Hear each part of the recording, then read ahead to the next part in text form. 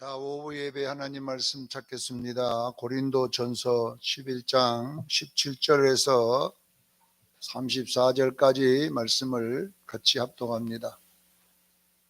고린도 전서 11장 17절에서 34절까지 말씀 우리 같이 합독을 하겠습니다. 17절부터 읽습니다. 시작.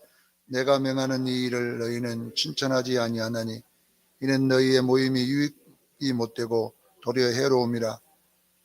먼저 너희가 교회에 모일 때에 너희 중에 분쟁이 있다함을 듣고 어느 정도 믿거니와 너희 중에 파당이 있어야 너희 중에 옳다 인정함을 받는 자들이 나타나게 되리라. 그런즉 너희가 함께 모여서 주의 만찬을 먹을 수 없으니 이는 먹을 때에 각각 자기의 만찬을 먼저 갖다 먹으므로 어떤 사람은 시장하고 어떤 사람은 취함이라. 너희가 먹고 마실 집이 없느냐? 너희가 하나님의 교회를 업신여기고 빈궁한 자들을 부끄럽게 하느냐? 내가 너희에게 무슨 말을 하랴? 너희를 칭찬하라. 이것으로 칭찬하지 않노라. 내가 너희에게 전한 것은 주께 받은 것이니 곧 예수께서 잡히시던 밤에 떡을 가지사 축사하시고 떼어 이르시되 이것을 너희를 위하는 내 몸이니 이것을 행하여 나를 기념하라 하시고 쉽게 또한 그와 같이 잔을 가지고 오시고 이르시되 이 잔은 내 피로 세운 새 언약이니 이것을 행하여 마실 때마다 나를 기념하라 하셨으니 너희가 이 떡을 먹으며 이 잔을 마실 때마다 주의 죽으심을 그가 오실 때까지 전하는 것이니라. 그러므로 누구든지 주의 떡이나 잔을 합당하지 않게 먹고 마시는 자는 주의 몸과 피를 대하여 죄를 짓는 것이니라. 사람의 자기를 살핀 후에 그에야 이 떡을 먹고 이 잔을 마실지니 주의 몸을 분별하지 못하고 먹고 마시는 자는 자기의 죄를 먹고 마시는 것이라. 그러므로 너희 중에 약한 자와 병든 자가 많고 잠자는 자도 적지 아니하니 우리가 우리를 살폈으면 판단을 받지 아니하려니와 우리가 판단을 받는 것은 주께서 징계하는 것이니 이는 우리로 세상과 함께 정죄함을 받지 않게 하려 하심이라. 그런즉 내 형제들아 먹으려 모일 때에 서로 기다리라. 만일 누구든지 시장하거든 집에서 먹을지니 이는 너희의 모임이 판단받는 모임이 되지 않게 하려 함이라. 그 밖의 일들은 내가 언제든지 갈 때에 바로 잡으리라. 아멘. 교회의 모임은 주님의 몸이다 라는 제목으로 오후 예배 말씀을 전하겠습니다. 우리가 오늘 부활주일인데 오후에는 정말 부활이 우리에게 이루어지고 있는지 또 우리가 부활을 누리고 있는지 이런 부분에 대해서 점검을 해보겠습니다. 제가 인터넷에 보니까 사람을 아는 그 사람 외모를 보면 사람을 아는 그 방법이 있더라고요. 그래서 그 방법을 이렇게 보니까 첫 번째는 관상을 보고 사람을 안다 이렇게 되어 있더만요. 왜 관상을 보고 아냐면 이 얼굴은 그 반복적인 자기의 어떤 그 표정들이 이 주름과 함께 이렇게 만들어져 있답니다. 그래서 이 관상 속에 그 사람의 괴로움, 그 사람의 희노애락이 다 얼굴에 나와 있답니다. 왜냐하면 힘들 때 얼굴 표정, 기쁠 때 표정, 이런 표정들이 계속 반복해서 움직이다 보니까 얼굴의 형태가 그렇게 되어 있답니다. 그래서 얼굴을 자주 보다 보면 대강 여러분 그 사람의 일생을 읽을 수 있고 성격을 읽을 수 있고 이렇게 알 수 있답니다. 그래서 미국의 그 유명한 대통령 링컨 대통령은 40세가 되면 자기 얼굴을 책임져야 된다 이런 유명한 말을 남긴 적이 있잖아요. 왜 40세가 되면 얼굴을 책임져야 되냐면은 이제 그만큼 얼굴에 주름이 많이 생겼다는 거잖아요. 표정이. 그래서 이왕이면 여러분 복된 관상 가지기를 바랍니다. 그러니까 주름이 얼마나 중요한지 몰라요. 관상학자들은 이 이마에 여기에 있는 주름이요, 여기에가 주름이 몇 개 되냐에 따라 돈복이 열린다고 그러잖아요. 그러니까 그래 돈복 열리려면 저한테 오세요. 내가 딱 수술을 해가지고 돈복 주름을 만들어 줄 테니까. 그러니까 이 주름이라고 하는 것 이런 생긴 것도 풍수학적으로는 돈이 되고 안 되고 이렇게 하더라고요. 그러니까 여러분요 기분 좋게 사십시오. 예. 얼굴의 간상도 그 사람의 어떤 그 살아옴을 대변하기 때문에 그런 말을 한 것 같아요. 둘째는 그 체형이 있답니다. 체형. 그 사람의 생활 습관을 체형이 나타내고 있다잖아요. 예. 그래서 의사 중에 좀 유명한 의사들은, 오래 환자를 다뤄본 의사들은요, 환자가 이제 걸어오는 걸 보고 다 병을 안대요. 그 사람 체형을 딱 보는 순간에 당뇨 있다. 나도 그 정도는 압니다. 당뇨 있는 거. 저 사람은 아니면 위장이 나쁘다. 체형에 다 나와 있대, 의사가. 그러니까 이미 자기한테 들어오려고 대기하고 있을 때 다 알아, 의사는. 그 체형을 쳐다보고. 예. 그게 뭐냐면은요, 내가 생활 습관이라는 거예요, 생활 습관.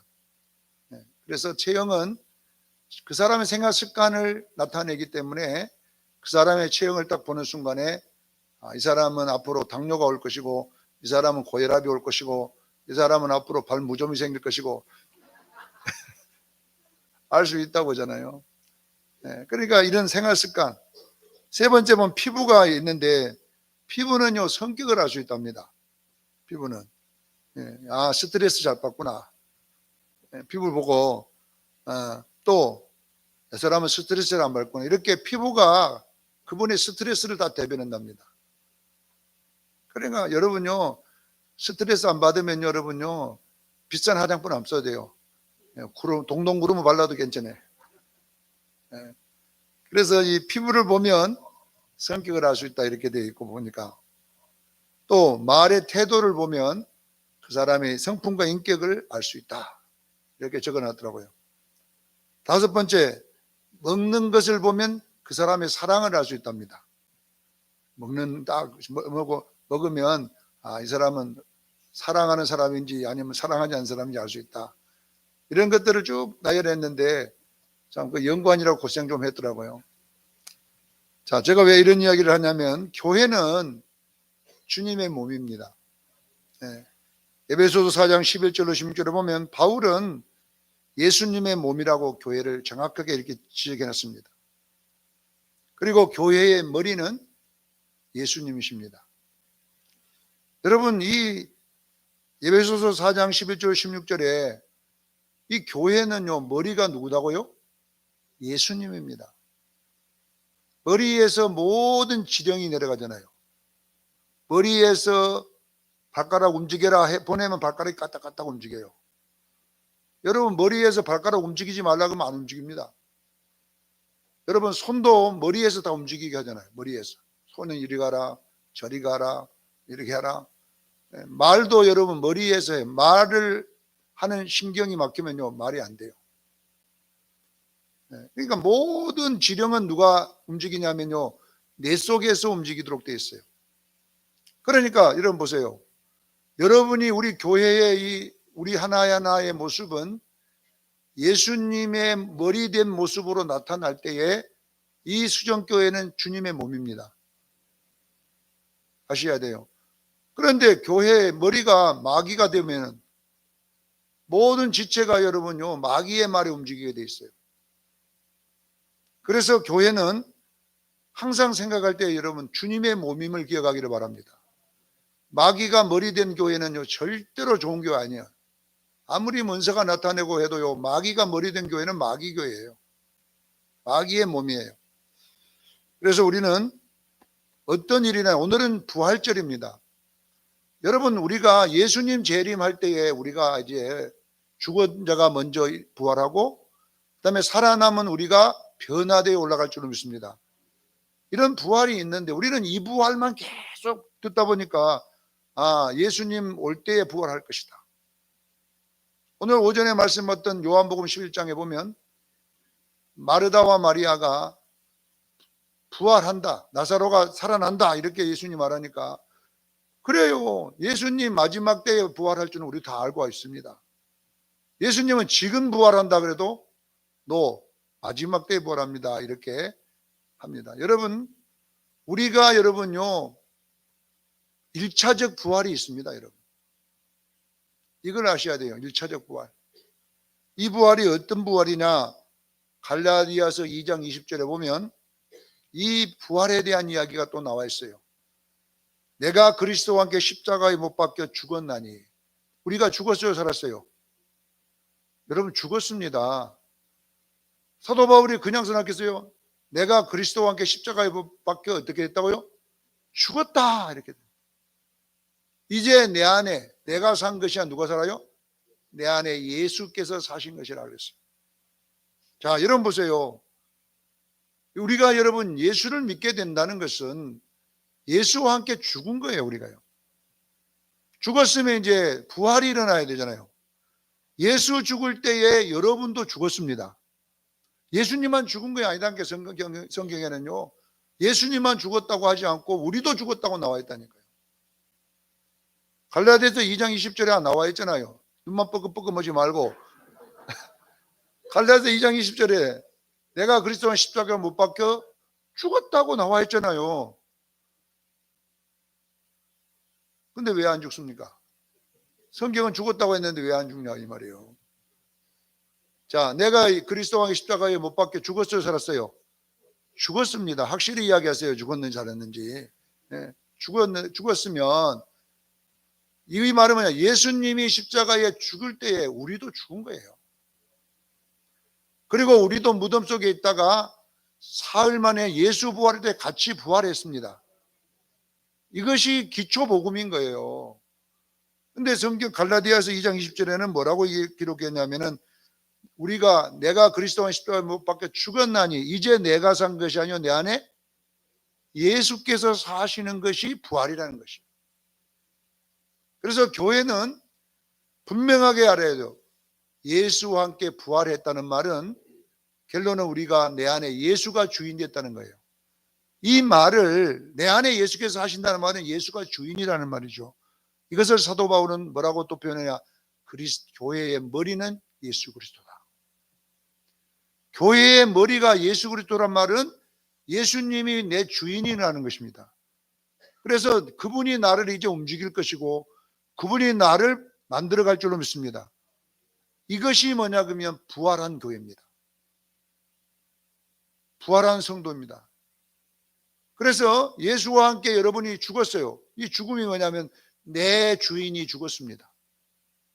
내 자아가 죽었습니다. 그리고 이제 내 자아 대신에 예수의 자아가 부활했습니다.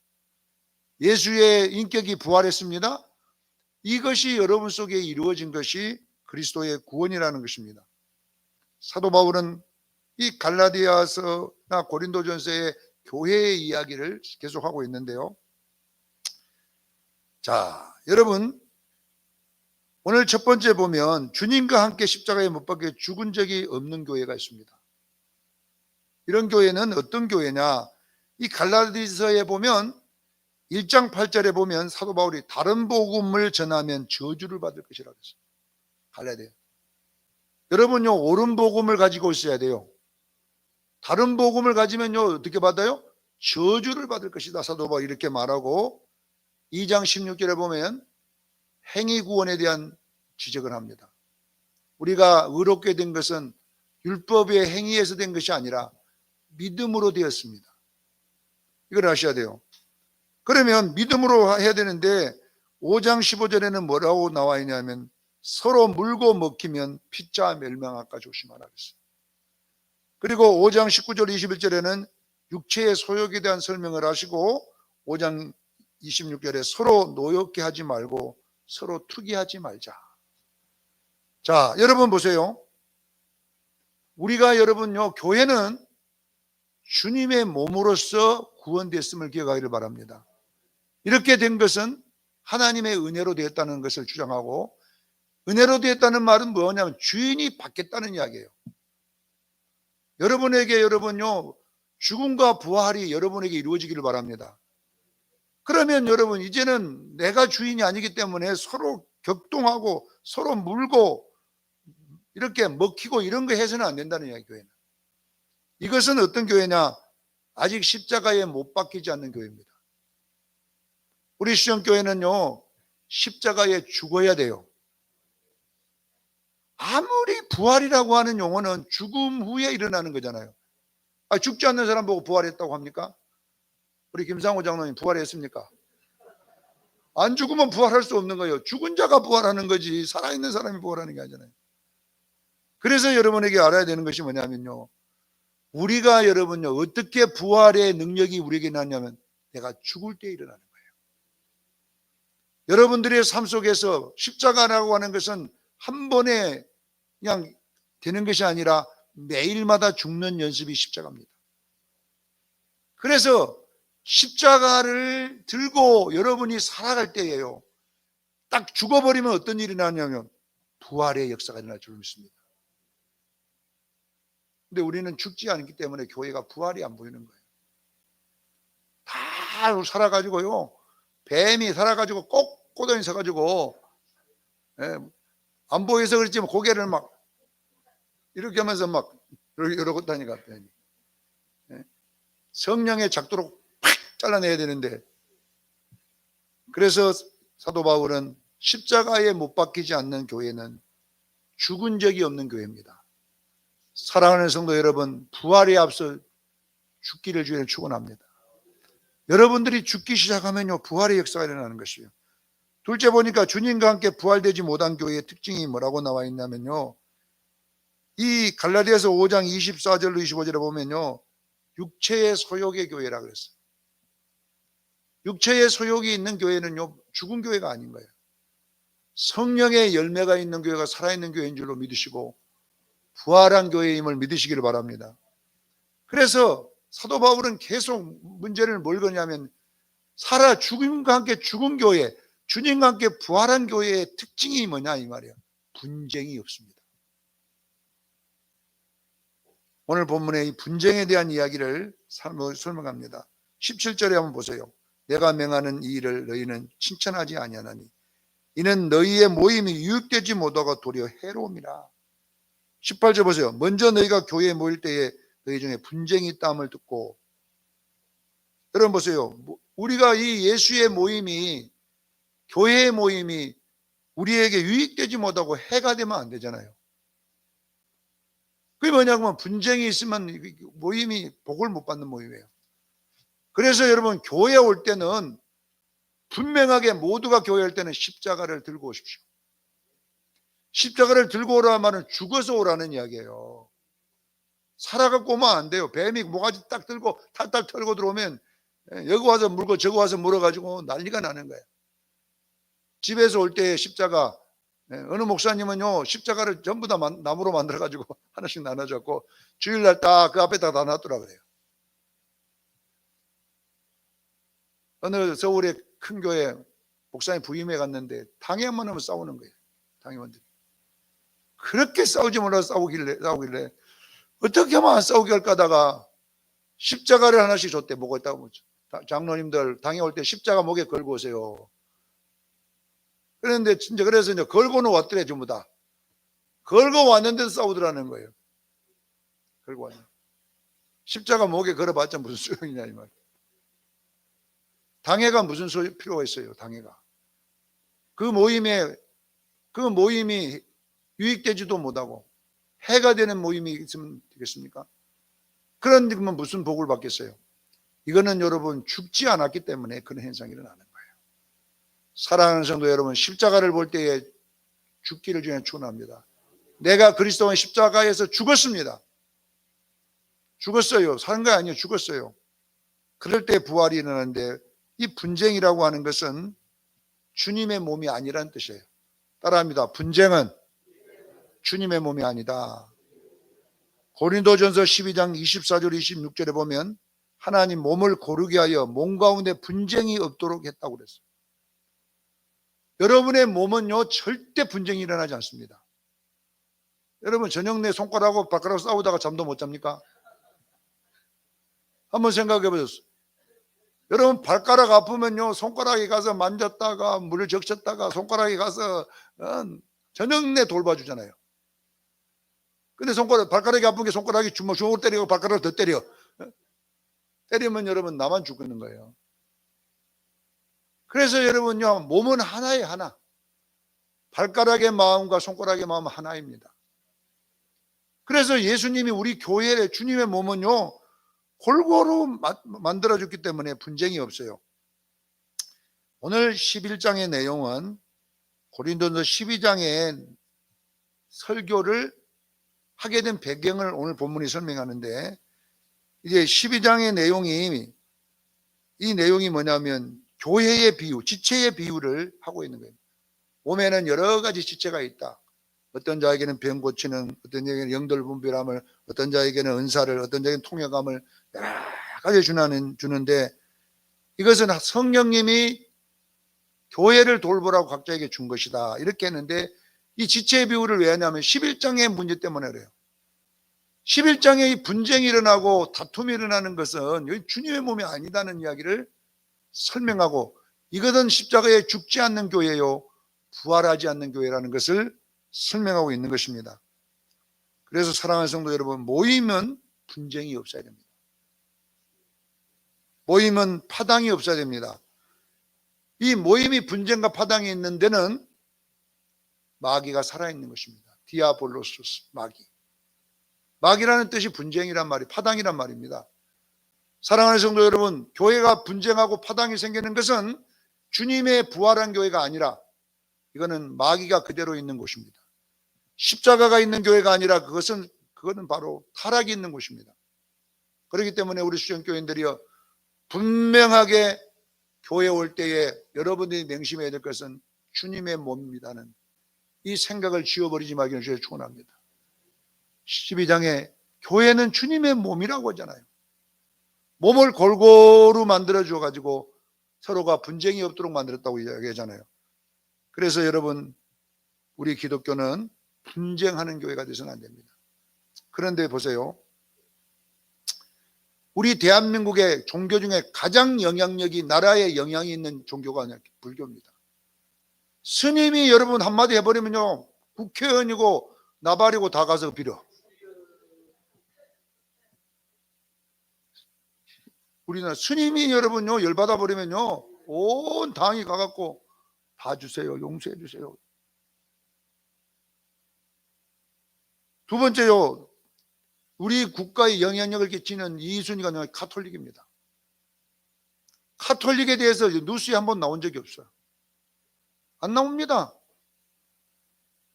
그 다음에 원불교가요, 영향력 3위고요. 우리 교회는 여러분요, 노동자들보다 더 못해. 꼴등이 쫙 10위나 돼요. 그러니까 교회에서 학사받자 나라가 깜빡도 안 해. 근데 놀라운 것이 뭔지 아세요? 기독교 인구가 가장 많아, 우리나라. 우리 기독교인이 가장 많은데, 나라에서는 우리 목사가 뭐 말하면요, 웃기고 있네, 갖다 잡아 여부른다니까. 목사는 잡아 여부러 갔다가,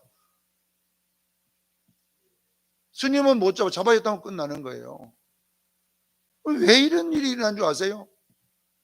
파가 제일로 많은 데가 교회입니다. 파당이 많고 분쟁이 많고, 그러니까 이런 일은 여러분 힘이 하나도 없어요.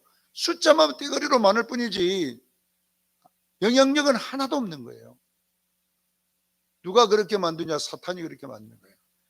여러분, 차별금지법 우리 데모 안 해도 돼요. 교회가 뭉쳐갖고 딱 뭉쳐있으면요, 내 국회의원들 너희들 난 찍어 그래 버리면 그냥 차별금지법 아무 소용없어요.